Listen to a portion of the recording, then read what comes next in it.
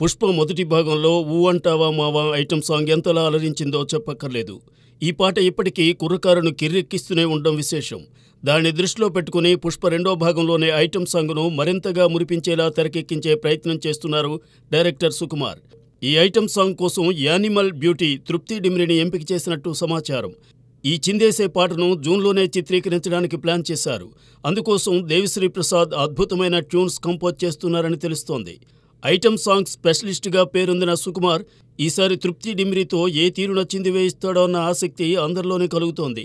ఎందుకంటే యానిమల్ అమ్మడు తృప్తి డిమ్రి చాలా బోల్డ్ అని ఆ సినిమా చూసిన వారికి ఇట్టే తెలిసిపోతుంది.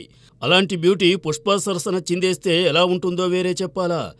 అందుకే తృప్తి డిమ్రి పుష్పలో ఐటెం సాంగ్ చేస్తోందని తెలియగానే రసికుల మది పులకించిపోతోంది.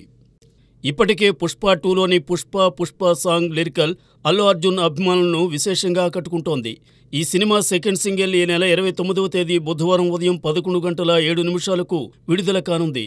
దీనికి సంబంధించిన టీజర్ కూడా బన్నీ ఫ్యాన్స్ను విశేషంగా మురిపిస్తోంది. టీజర్లోనే ఎప్పుడెప్పుడు పుష్ప 2లోని కపుల్ సాంగ్ను చూద్దామన్న ఆసక్తి కలుగుతోంది. ఇదే ఇలాగ ఉంటే ఇక పుష్ప 2లోని ఐటెం సాంగ్కు ఎంతటి ఇంపార్టెన్స్ ఇస్తాడో ఐటెం సాంగ్ స్పెషలిస్ట్ అంటున్నారు సినీ జనం. మరికొద్ది రోజుల్లో సూసేకి అగ్గిరవ్వ అంటూ కపుల్ సాంగ్ కవించనుంది. ఆ తర్వాత ఐటెం సాంగ్ ఏ తీరున యువత మది దోస్తోందో చూడాలి.